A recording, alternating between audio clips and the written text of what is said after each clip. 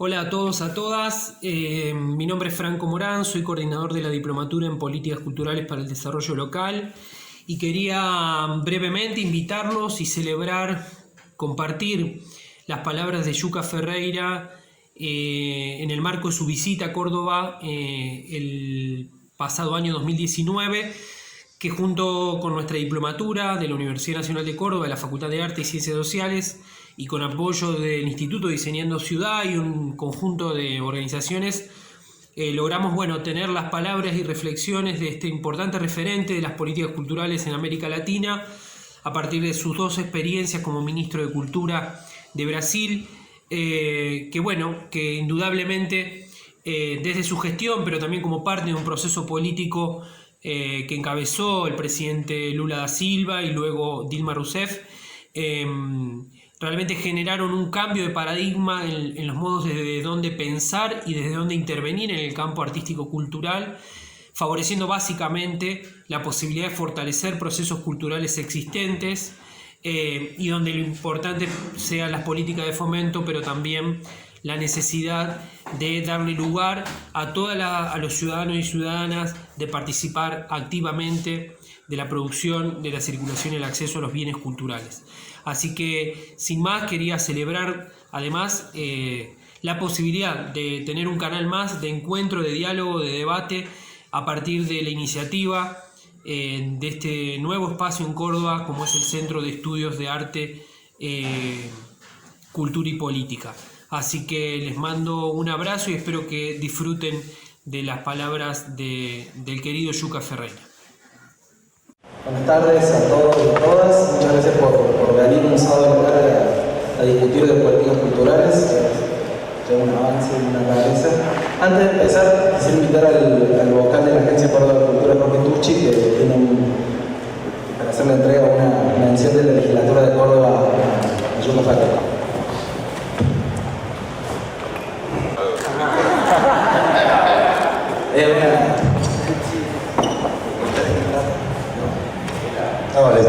Le estaba contando a Yuka que la legislatura de Córdoba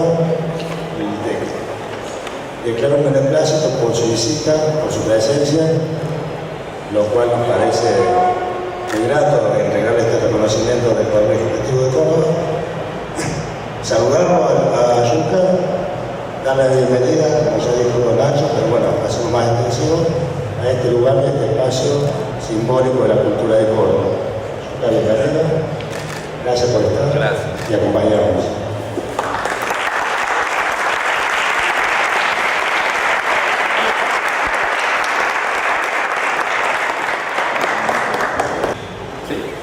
Antes de que empiece Yuka, presentarlo y contarle un poco quién es. Ya se dijo que fue ministro de Cultura de Brasil durante un periodo de Lula y también con Dilma Rousseff, pero también fue secretario de Cultura de la ciudad de San Pablo en la gestión de Haddad. Actualmente es secretario de Cultura de la ciudad de Belo Horizonte, que es una ciudad del tamaño de la nuestra y que también nos interesa la discusión, lo que estamos intentando con esta charla, sobre todo con la presencia de él como Yuka, es que podamos repensar las políticas públicas, ¿no? Y entender a la ciudad también como un texto colectivo, un texto que se escribe también desde la cultura y como dice Manuel Castells, el sociólogo español, hoy las sociedades grandes, las grandes metrópolis viven una insolidaridad y una violencia que son las propias ciudadanías las que se dan formas creativas de frenar eso y construir otros territorios, pero sin las políticas públicas es imposible. Yuka es para muchos de nosotros un ejemplo de ese trabajo de políticas públicas, que es lo que queremos compartir, que está en el libro que presentamos hoy, que como la política cultural, como política pública, también es una forma de escribir ese texto colectivo que son las ciudades, que son los estados, que son los países. Yuka tiene un largo recorrido antes de ser ministro también, viene del Partido Verde de Brasil, fue secretario de Medio Ambiente de Bahía, estuvo exiliado en Chile primero y me contó que cuando fue para Chile pasó por Córdoba, justo acaba de pasar el cordobazo, así que vio las secuelas de eso que pasaba, vivió en Suecia mucho tiempo, vivió en París y cuando volvió a Brasil en la vida política fue para Latinoamérica el valor de las políticas culturales como políticas de desarrollo y de convivencia democrática, y para todos un ejemplo que hoy está seriamente dañado. Así que la idea es que podamos charlar un rato, escucharlo a Yuka y después abrir el micrófono para preguntas. Y afirmaciones también, pero cortas, porque sí, eso, vamos a cortar el micrófono que hable más de 36 segundos. Buenas tardes a todos e a todas. Não hablo espanhol, hablo portunhol, pero me haga entender, creio que foi suficiente para estabelecermos uma conversação. Eu aprendi uma coisa sobre esse tipo de evento, um pouco com os indígenas brasileiros e a mesma coisa com os espanhóis. Em Brasil, um espaço como esse se chama auditório, ou seja, para escuchar. Os indígenas fazem em uma forma redonda e chamam rueda de conversa, ou seja, todos são iguais, até o cacique não tem privilégio nenhum, porque partem do princípio que todos sabem algo para aportar, não? E quando cheguei em Espanha, trabalhei aí 2 anos com Henrique Iglesias, uruguaio muito digno e muito importante para a América Latina, foi presidente do Banco Interamericano, se chamava conversatório, não auditório. Então podemos evoluir, porque auditório parte do princípio que um não sabe e os demais têm que escutar. E como construímos uma roda de conversa, teremos mais possibilidade de intercambiar conhecimentos, não? Então esse câmbio, por isso que eu não quis quedar aí muito erro, muito formal.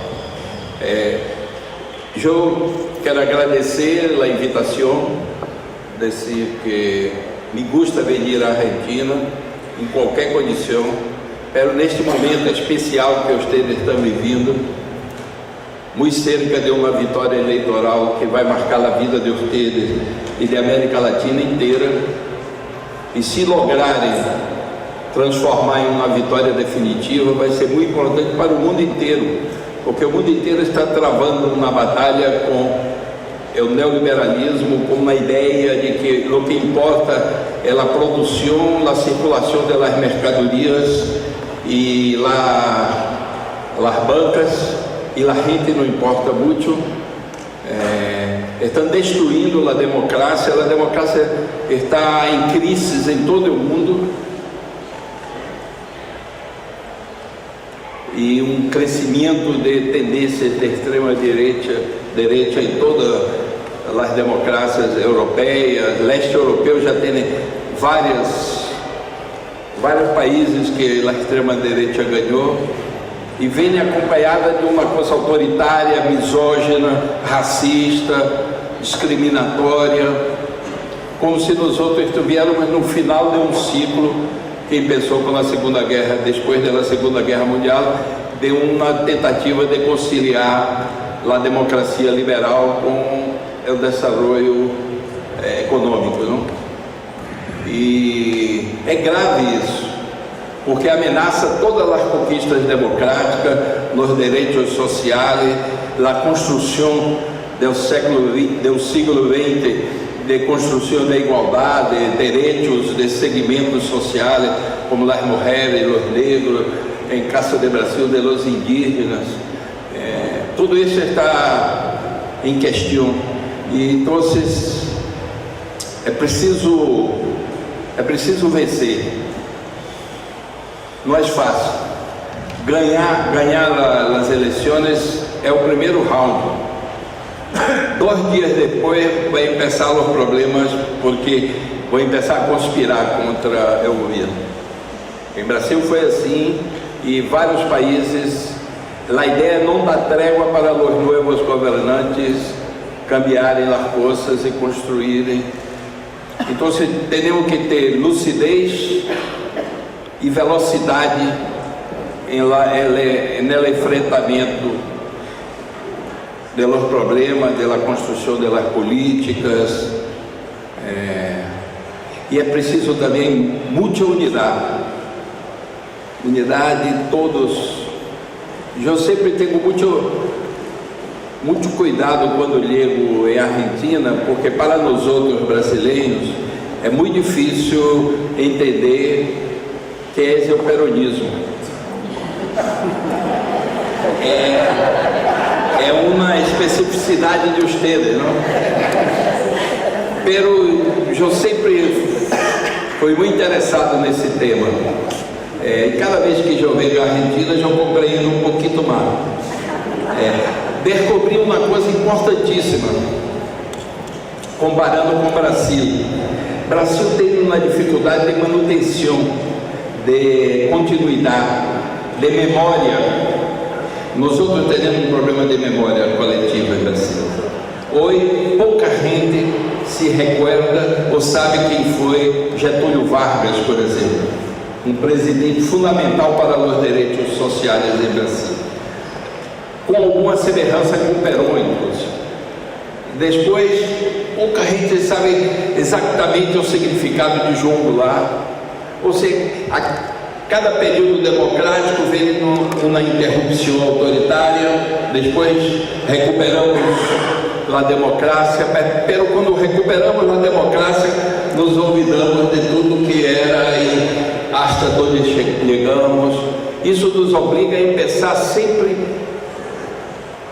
do marco zero, e isso não é bueno para uma sociedade. E eu percebo que nesta continuidade, nesta resiliência do peronismo, há algumas coisas importantes em termos de memória. Memória de direitos sociais.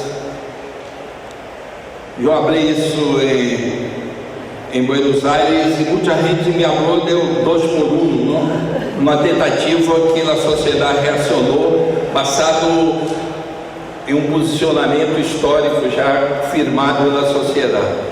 Em Brasil queda mais fácil sacar direitos, porque não há uma consistência, não há uma memória constituída coletiva. Então eu aprendi a hora dessa vez que como é importante ter memória para garantizar que os processos sejam retomados de onde se deixou, para dar continuidade e conquistar mais coisa, mais profundidade. Pero, ao mesmo tempo, uma memória que tem uma acumulação de processos do passado dificulta também para tu lidar com os temas novos, com a necessidade de câmbio, de modificação, de atualização programática, modernização ideológica. Então é um contraste entre 2 aspectos do mesmo fenômeno que tem que ser trabalhado. Vocês vão ser desafiados de uma maneira impressionante. Eu vou buscar acompanhar o processo de cá, de vez em quando chegar na fronteira e dar uma mirada como está a Argentina aí. Porque me interessa a evolução do processo acá, porque vai haver muitas coisas que hasta agora não apareceu na sociedade argentina, pero vão experimentar, porque é um fenômeno global. Nenhum de nossos povos vai escapar desse desafio de superar as proposições neoliberais e construir sociedades democráticas, socialmente justas. E em Brasil temos uma outra dificuldade. A cultura democrática é muito frágil. A democracia é algo que não construiu uma base cultural de sustentação. O autoritarismo tem muita popularidade em Brasil. Vou contar uma história. Eu já fui exilado, como ele diz, 7 anos em Suécia. E é o correspondente do maior periódico sueco, vivia em Rio de Janeiro. Viveu durante 7 anos em Rio de Janeiro. Bob Surander. E quando ele volveu, ele deu uma entrevista na televisão. Foi meu primeiro choque cultural lá em Suécia, profundo. Perguntaram a ele, Bob Surander era pleno período mais grave da ditadura brasileira. Perguntaram a ele, Bob Surander, existe tortura no Brasil? Ele parou, pensou e disse, yo no conozco los subterráneos de la sociedad, pero lo que vi en la superfície, eu garantizo que há tortura no Brasil. E começou a falar de uma base cultural belo autoritarismo e de respeito de direitos. E para mim foi um choque, pero foi uma aula de Brasil que eu recebi cerca do Polo Norte através dessa entrevista que esse periodista deu. Não tem nenhuma cultura democrática muito forte. E quando empeçam os processos de construção de um período autoritário, nós outros somos muito frágeis para conter essa. E hoje, a sociedade brasileira, com a experiência de Bolsonaro, está despertando de que é necessário defender a democracia. É necessário defender a institucionalidade democrática. Não é uma coisa tão leve do povo. É aí que estão depositados os direitos e que são os mecanismos que possibilitam que a sociedade recorra para manter seus direitos em las condições mais adversas politicamente. É uma descoberta tardia. Há uma mobilização enorme, por exemplo, porque já está revelado que o processo que condenou Lula é completamente falso e injusto. Há uma denúncia que um hacker gravou 5.000 conversações do ministro antigo juiz Moro com a comissão da Lava Jato, da IOTA, do Ministério Público, e eles constroem as acusações sabendo que são falsas. Um não habla para o outro, mas o povo não vai se convencer disso. Aí o outro diz: não, deixa comigo que eu vou montar vou construir a narrativa. Empieza a haver um movimento dentro dos tribunais no sentido de anular a condenação de Lula. E a população, já hicieron pesquisa, a grande maioria sabe que foi uma farsa, hoje sabe. Pero uma parte sabe, pero não lhe gusta Lula, que foi contaminado com o ódio disseminado em los médios. Então, não tem nenhum compromisso com a verdade, porque não lhe gusta Lula, odeia Lula e uns 30%, 20% da sociedade. Há os indiferentes, pero há um movimento crescente no sentido que a democracia brasileira passa por aí. É o reconhecimento que a justiça tem que funcionar de uma maneira que não seja tão arbitrária, tão desequilibrada, tão partidária. Eu estou falando isso porque a experiência social é muito difícil repassar adiante desse mira. Cuidado com isso, porque e não há similitude, não há repetição. A história não é repetição. Cada país tem a sua história, mesmo que dentro do mesmo contexto. Pero não há dúvida que vão utilizar mecanismos hasta entonces não conhecidos para tentar retomar a experiência neoliberal de hierarquizar tudo sob a primazia do capital financeiro. Então, o povo argentino já tem a experiência aqui ao lado para saber que vão ter que enfrentar coisas que nunca enfrentaram. Macri não se parece com Bolsonaro, Macri se parece com o PSDB, que já era um partido neoliberal, com um verniz, pode dizer? Verniz de civilidade, pero neoliberal. Fernando Henrique disse uma vez: em la globalização não há mais possibilidade de soberania nacional. O Brasil tem que buscar uma subalternidade privilegiada por seu tamanho e a força da economia. Subalternidade privilegiada é o máximo que consiga imaginar como destino para o país. Pero agora é um outro movimento, porque o PSDB significava neoliberalismo, essa submissão total ao capital e essa compreensão que o mundo já não cabe mais soberania e dinâmicas nacionais en contradição com as dinâmicas generais do capital. Bolsonaro não é principalmente neoliberal, é principalmente fascista, é outro conjunto de proposições. Hasta pouco tempo, ele não defendia as teses neoliberais. Houve uma aliança em Brasil entre neoliberalismo e neofascismo, por a inviabilidade de ganhar as eleições legitimamente dentro de processos límpios, porque já se sabia, perderam 4 eleições, 16 anos, e já se sabia que Lula seria eleito se puder concorrer na última eleição. Então foi uma forma, uma trampa para burlar a vontade popular e criar uma possibilidade de se legitimar através de uma vitória eleitoral. Pero não é simples de ser assim.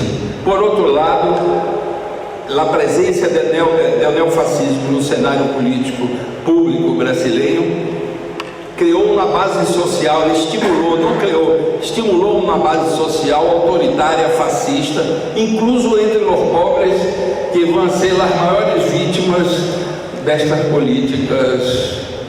Aí entra o poder de manipulação das mídias, a falta de cultura no sentido mais amplo da palavra, entra a escolaridade precária, a escola pública brasileira é muito precária.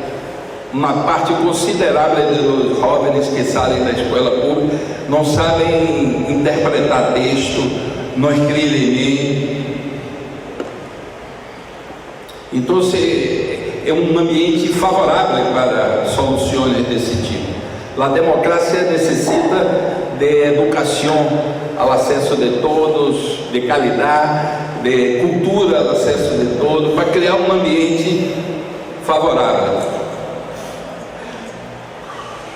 Erramos muito, hicimos parte também dessa construção das condições possíveis para a existência de um Bolsonaro. Muitas, eu não vou falar aqui que são tantos os erros que eu me perderia no caminho, mas são muitas. Nós hicimos a reforma política necessária à democracia brasileira, muito perfeita, e favorece o controle do capital sobre os processos eleitorais.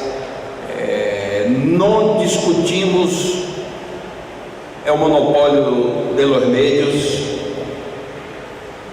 Eu mirava com envidia para cá o terem discutindo, mesmo que ao final tenham sido derrotados, pero de qualquer forma criou uma consciência na sociedade argentina, e essa quebra de vinculação com o monopólio já é um ponto de partida importante para a construção de uma possibilidade de uma consciência complexa e não apenas manipulada por esses meios.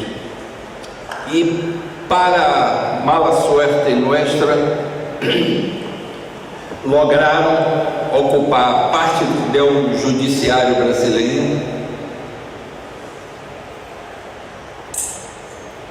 Então se deu condições absolutamente favoráveis.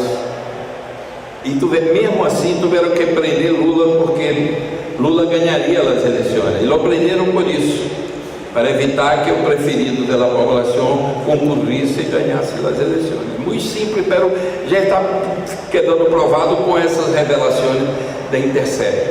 Claro, tudo isso aconteceu em uma sociedade, no caso da sociedade brasileira.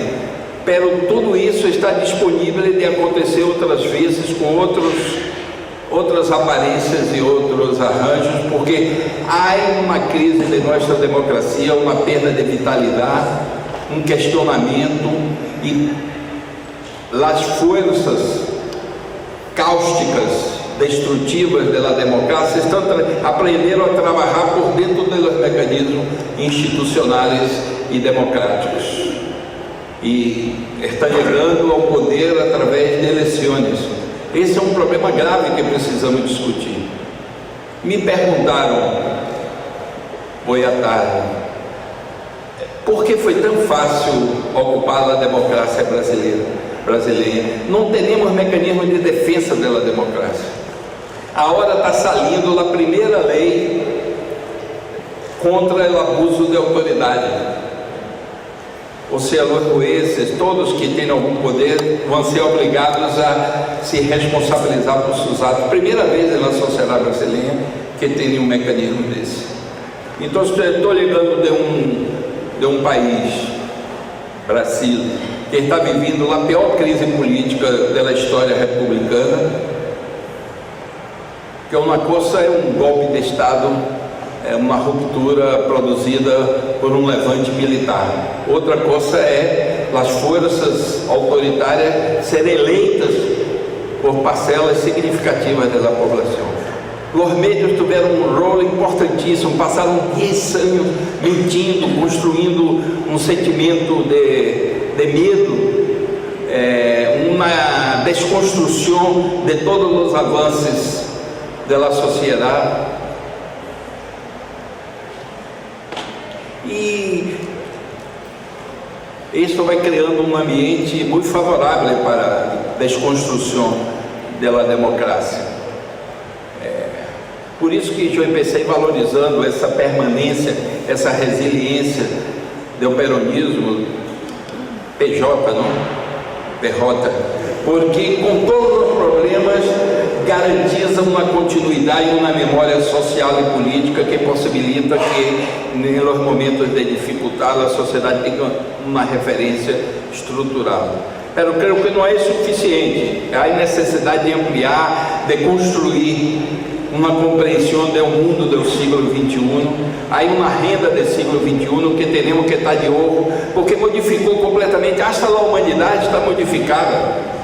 Muita gente se vê como mulher, como negro. Houve uma segmentação como homossexual, houve uma segmentação da sociedade, e é necessário assumir que foi importante, porque senão as mulheres não conquistam seus direitos, os negros não conquistam seus direitos. A democracia não mostrou capacidade de garantizar a redução da desigualdade, por ao contrário, as pesquisas de Piketty apontam de que está se aprofundizando as diferenças sociais e econômicas no mundo em uma velocidade cada vez maior. Na maioria dos países, 1% dos ricos tem mais acesso à riqueza do que os demais da sociedade. Então temos problemas de todas as ordens. E vamos ter que estruturar isso, porque o governo vai ser muito importante para alavancar um processo de construção e de materialização de todos os sonhos e desejos de um futuro melhor. Creio que a cultura faz parte desse processo.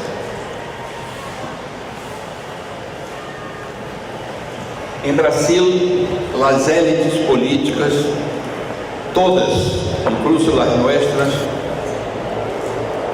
subestimam a importância da cultura, porque os benefícios da cultura em uma sociedade não são tão mensuráveis como outros fatores. Sempre foi subestimada, quando criaram o Ministério da Cultura, sempre foi que teria um pressuposto menor, uma interferência menor na política. Em Brasil, tivemos a sorte de ter como presidente Lula, que se propôs a modificar a sociedade de dentro da democracia, construir valores, reduzir desigualdade, e ter Gilberto Gil como primeiro-ministro de Lula. Gilberto Gil é um dos artistas populares mais importantes do Brasil e um dos mais queridos, porque tem algo em Gilberto Gil que sinaliza uma reverência à coletividade, em sua obra, em sua postura como indivíduo. E quando Lula escolheu Gilberto Gil, houve uma festa, um contentamento em Brasil, e a escolha de Gilberto Gil significou mais do que a escolha de um artista famoso e popular, porque Gilberto Gil é administrador de formação. Chegou a trabalhar em Gessi Lever, uma multinacional, e ele montou uma equipe para ser, e toda a mensagem era: nós outros estamos aqui para democratizar a cultura, para criar um ambiente cultural que seja favorável para o desenvolvimento cultural, e vamos trabalhar também na economia da cultura, porque pode ajudar o Brasil a sacar uma economia potencialmente muito forte, não é valorizada em Brasil, é 6,3% da economia general, do PIB, mas nunca houve políticas de estímulos ao desenvolvimento das diversas políticas culturais, das diversas economias culturais. E nós outros pensamos a trabalhar. Primeira dificuldade é o conceito que o Estado brasileiro tinha de cultura era restrita à arte, e arte consagrada. Creia que o papel do Estado era sublinhar os artistas famosos e aceitos por as élites econômicas. Tivemos que ampliar para conceitos antropológicos e passamos a trabalhar a diversidade cultural em toda sua amplitude. Claro que ampliamos nossos problemas, porque se o orçamento já não era suficiente para uma pequena tarefa, imagina quando o orçamento é o problema, mas nunca é o principal problema. Se tu tem um projeto político, tu avanças e conquista incluso a plata, porque conquistamos muita plata. Quando chegamos ao Ministério, o orçamento do Ministério era 287 milhões de reais. Isso significa que 70% era para financiar luz, água, pagamento de personal, era pouca a plata, sobrava 25% que era para ser essas cositas que hacía. Chegamos no final do governo Lula com 1 bilhão e 350 milhões de reais. Pero foi fruto do processo que nós criamos, e claro, com o apoio do presidente. Pero nós outros fomos avançamos conceitualmente. Depois, qual é o papel do Estado democrático para o desenvolvimento cultural do país? Não havia nenhuma definição, nenhuma compreensão, não havia incluso nem a questão não estava posta. Qual é o papel? Os liberais diziam: não tem erro nenhum, o rol é do mercado. Incluso a Lei Rouanet, a famosa Lei Rouanet, é uma lei basada em que o Estado tem que repassar seu próprio recurso para que as empresas privadas hagam política cultural. É um desastre, é famosa, mas é um desastre, camufla uma série de distorções importantes que, se for importante, a gente falaremos daqui a pouco. Então, qual é o rol? É levar a cultura para o povo? Não, o povo hace cultura, o ser humano hace cultura em qualquer condição social, mesmo as mais degradadas possíveis. Temos que reforçar a produção, temos que criar um ambiente favorável, começando por a liberdade de expressão, pela financiação, formação disponível para todos. Grande parte, eu creio que a maioria dos músicos brasileiros não tiveram formação, então não sabem ler partitura. São geniais, pero geniales porque são geniales, não porque criaram as condições. Imagina se todos podem ir para a escola estudar música e entender e escrever partitura, ler partitura. Estou dando como exemplo, um pequeno exemplo. La necessidade de formação, la necessidade de fazer chegar hasta as populações mais pobres através de bibliotecas, centros culturais, teatros, la informação e elementos culturais que não é produzido aí localmente. Então, a riqueza cultural da população não é suficiente, porque o Estado tem uma responsabilidade de democratizar uma parte que não é produzida. Pela primeira vez pedimos informação sobre os números da cultura brasileira. Nunca na história o Ministério já existia há quase 20 anos, 17, 18, quando nós assumimos. Quais são os números da cultura em Brasil? Os números que chegaram do IBGE, Instituto Brasileiro de Estatística, terríveis, tipo, por exemplo, mais de 80% dos municípios brasileiros não tem um cine, não tem um teatro, não tem nenhuma biblioteca pública. 13% dos brasileiros vão ao cine com pouca frequência, 1,7 livros per capita ano, que é mais baixo do que a maioria dos países pobres da América Central.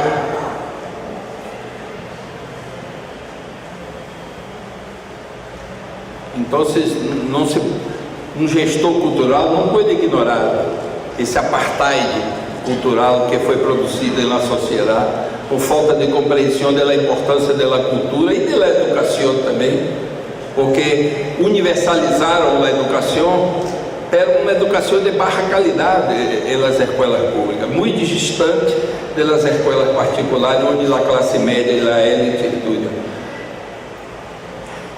Ademais disso, como construir políticas públicas, políticas setoriais para a música, para o cine, para o teatro, para as culturas tradicionais, para a preservação da memória. O Brasil é muito grande. Cada questão dessa implica em um oceano de problemas. Pero fuimos, eu diria, ligamos a onde ligamos por um fator. Tuvimos a lucidez de convocar e mobilizar os artistas e a sociedade para participarem da construção dessas políticas. Tudo que hicimos foi precedido de muita discussão. É o câmbio da Lei Rouanet, mais de 600 mil pessoas participaram da discussão. O Plano Nacional da Cultura também foi ativado uma discussão em 83% dos municípios brasileiros, com toda a dificuldade pressupostária do Ministério, utilizando a internet, utilizando mecanismos outros, utilizando os canais dos demais municípios. Essa participação foi decisiva. Primeiro, porque não dá para, teoricamente, ou sentado em uma cia de um despacho público, saber tudo o que vive a sociedade em termos de cultura, o que produzem, quais são as carências, quais são as demandas. Tem que ir, vivenciar, interagir e receber a contribuição. Muita coisa que nós outros pensávamos e teríamos como método não discutir somente, levar uma proposição e disponibilizar para que seja modificada. E funcionou muito bem, porque a sociedade tem uma percepção, toda a experiência humana, mesmo as individuais, tem algo singular que pode agregar valor ao que é o Ministério construindo políticas públicas pode. E ademais cria um sentimento de responsabilidade com a política pública. Não sei se vocês souberam, mas quando Temer substituiu Dilma após o impeachment da presidenta, a primeira medida foi extinguir o Ministério da Cultura. No mesmo dia que foi publicado no Diário Oficial, todas as dependências do Ministério Público no Brasil inteiro foram ocupadas por artistas, ativistas culturais, produtores culturais, gente que de alguma maneira acompanhava o trabalho que havia sido feito. Passaram 3 meses ocupando as dependências, até que o presidente volveu atrás e anulou a extinção. Pero não significou uma vitória definitiva, porque estão corroendo por lá dentro, destruindo equipes qualificadas, sacando o pressuposto, então se estão destruindo a política cultural. E é uma novidade em Brasília. Hasta Bolsonaro, a élite brasileira, como eu digo, subestimava a cultura. Bolsonaro não subestima a cultura. Ele é inimigo da cultura. Ele já disse várias vezes: é preciso destruir o que foi construído na área cultural no Brasil, porque é uma arma do marxismo cultural que está dominando o mundo. Ele acha que o marxismo cultural controla a Globo, controla Hollywood. Tudo que ele vê com uma ótica de um combate a algo que é muito importante e muito negativo, que é a produção cultural do século XXI. Essa posição paranoica, eu não conheço esse marxismo cultural que ele abre. Depois do muro de Berlim, da queda do muro de Berlim, é preciso muito trabalho para descobrir marxismo. Ele está num combate diário, está destruindo o que construímos em termos de política de cine. Vou abrir um parênteses para falar um pouco disso. Quando começamos no ministério, no início do governo Lula, eu vim para cá e vários que trabalham com a área de cine e audiovisual para aprender os avanços que havia cada política de cine e de audiovisual. Era a melhor que havia. Alavancaram o cine argentino de uma maneira impressionante. E construímos um pouco, ademais, agregando uma série de outros mecanismos. Um dos principais foi: criamos uma taxa para todas as empresas que veiculam conteúdos audiovisuais na internet, onde seja, e musicais, e essa taxa rende 1 bilhão e quase 300 milhões para o cine audiovisual. Possibilitou que nós financiássemos o cine e o audiovisual brasileiro, incluindo a produção para televisão. Isso nós não inventamos. Tem na Europa, tem nos Estados Unidos, uma taxa pequenita, que quase imperceptível. E toda vez que tu compra uma televisão nesse país, tu está pagando também uma taxa que vai para estímulo à produção audiovisual. Hoje, a situação é absolutamente diferente da que encontramos. Quando Lula foi eleito pela primeira vez, Brasil fazia menos de 100 películas ano, menos de 10 películas ano. Hoje, há 150 películas ano. Conquistamos uma cota do mercado sem utilizar cota de pantalla, por interesse pela película brasileira. Estamos ganhando prêmios internacionais. Hoje há núcleos de produção de cine e audiovisual em todas as capitais do Brasil e já começa a se estruturar em cidades de médio porte. É uma economia em desenvolvimento. Já estamos com uma produção para a televisão. É superavitária, está rendendo mais plata do que a plata que o governo põe. E Bolsonaro está tentando destruir, punindo cineastas que se manifestam contra o seu governo. Por exemplo, o cineasta Kleber Mendonça, que um dos dois brasileiros que ganhou o prêmio de Cannes, está sendo processado, está censurando e cortando verba. Então, ele, diferentemente das tendências da direita hasta então, dá importância à cultura, pero dá uma importância para combatê-la, para destruí-la, para reduzi-la. Isso significa de que não é mais o mesmo fenômeno do PSDB que governou o Brasil durante um tempo. É um fenômeno que associa neoliberalismo a um autoritarismo neofascista, que é um fenômeno novo para nós outros, grave, porque tem apoio aí de uns 20%, um pouco mais da sociedade. E nos surpreendeu, é verdade, o Brasil, mesmo os mais pessimistas, jamais imaginaram estarmos vivendo uma situação que estamos vivendo. Há resistência por todas as partes, muita resistência, mas uma resistência dispersa, atomizada, indivíduos, núcleos, setores. Todavia ele está avançando e a resistência não é capaz de... o governo está em crise. A economia brasileira está parecendo a economia com Macri. Cada hora os especialistas têm que baixar a expectativa de desenvolvimento.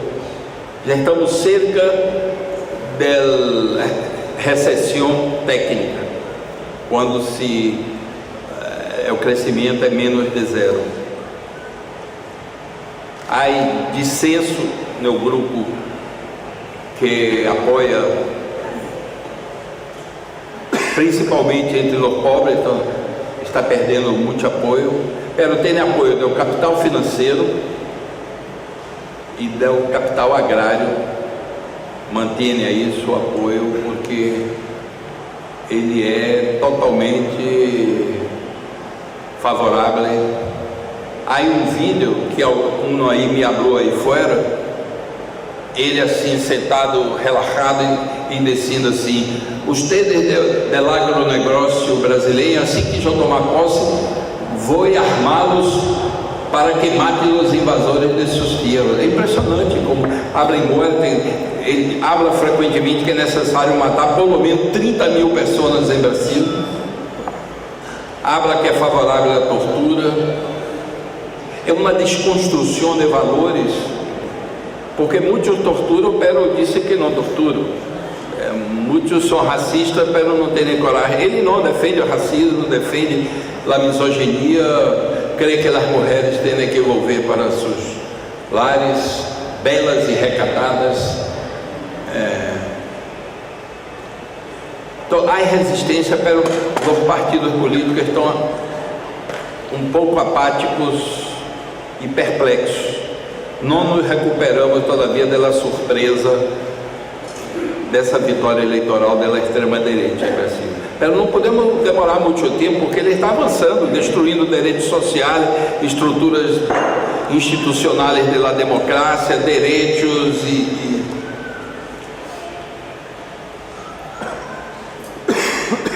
Eu sou otimista por um motivo. Brasil não cabe no projeto medíocre dele. A sociedade é muito maior. Os sonhos e as esperanças do povo brasileiro são muito maiores. E teremos que aprender a ser uma política de resistência e de contraposição. Há base social para isso. Eu não creio que os negros vuelvam para suas condições miseráveis e aceitem não lutar mais por seus direitos e não defendam os direitos conquistados. Hoje em Brasil há mais negros estudando na universidade que em toda a história do Brasil, e isso começou com Lula. Tu crê que essas pessoas vão aceitar volver a uma condição de subalternidade em relação à parcela branca da sociedade? Creem que as mulheres vão aceitar volver para o ambiente doméstico submetida a um macho, belas e recatadas? Quem crê que os homossexuais vão volver para os armários e entregar a chave para Bolsonaro manejar? Não existe isso. Então, quanto mais ele avança, mais se enfraquece, mais revela seu lado perverso e malo. E isso é uma base importante para a sociedade. Pero nós outros vamos ter que aprender a ser resistência, aprender a dar o combate. A cultura é muito importante, os valores positivos da sociedade.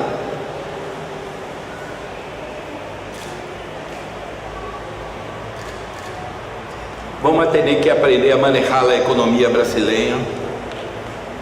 Tuvimos muita sorte com Lula, porque foi na história o período que as commodities que o Brasil produz teve o maior valor e a maior procura no mercado. Então, facilitou o sucesso. Mas temos que aprender a construir uma economia que não dependa de commodities. Nós outros não podemos depender da economia agrária, dos agronegócios. Temos que ter uma economia diversificada, incluso a economia cultural, todo esse campo de economias de alto valor agregado. Construir uma base de sustentação cultural da sociedade para a democracia, aceitação da diversidade humana e da diversidade cultural. Nós outros temos uma pequena contribuição. Todo dia falávamos disso em todos os meios, a importância da diversidade cultural. Chegamos a um ponto que a propaganda comercial começou a trabalhar que a diversidade humana era boa, que a diversidade cultural era boa, porque a Eixo se interessava em vender produtos para os diversos grupamentos humanos. Só muito recentemente começou a aparecer produto para negro em Brasil. 53% da população é negra, pero utilizavam os cosméticos e shampoos, o mesmo que a gente de origem europeia, não tinha nenhuma especificidade, porque não tinha um poder aquisitivo, e com Lula começaram a ter, e começamos a essa visibilização de nossa diversidade como um feito positivo. Isso criou um ambiente social grande. A cultura tem esse rolo. Quando uma ola passa por la cultura, ela deixa um caudal político muito positivo e impregna a sociedade de valores, que é a possibilidade que temos a médio e largo prazo de nos defender dessas proposições que neste momento está crescendo no mundo inteiro. Então, quero parabenizar o povo argentino. Eu pus o flyer na internet que já vendia cá em Buenos Aires, e lá a maior quantidade, uma quantidade grande de brasileiros dizendo: abracem os hermanos, cuidado com as trampas, preocupados que vão ser muito importantes para o Brasil, vão ser um exemplo para o Brasil. Todas as mensagens muito positivas. E eu quero transmitir aqui que eu também estou numa expectativa muito positiva que vocês vão começar um momento novo cá a partir das eleições, que isso vai ter um reflexo em Brasil muito forte. Muito obrigado.